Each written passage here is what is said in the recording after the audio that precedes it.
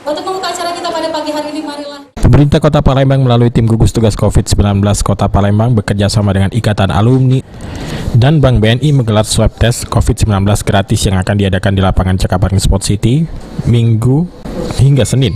Pembukaan swab test COVID-19 ini dilakukan secara simbolis di kantor sekretariat IKA Unsri yang dihadiri langsung Ketua Umum PN IKA Unsri Sekda Kota Palembang yang dalam hal ini sebagai Wakil Ketua Gugus Tugas COVID-19 Kota Palembang, Kepala Regional BNI Wilayah Palembang.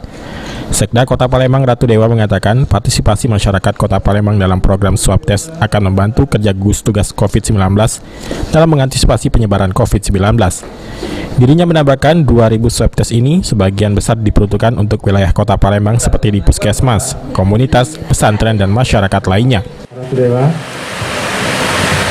Sekda Kota Palembang.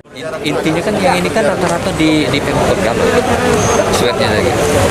Sudah kita arah ke beberapa di puskesmas kan, beberapa di komunitas yang sudah dihimpun oleh pengurus IKA Unsri.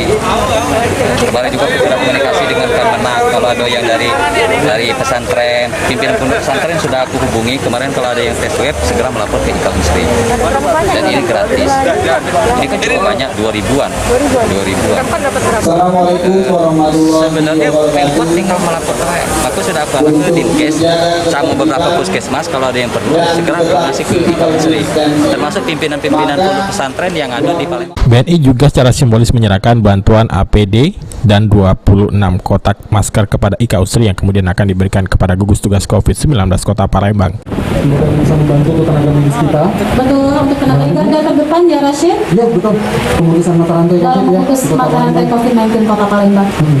Dan juga tentunya social distancing menjaga jarak. Heru Wahyudi, PAL TV.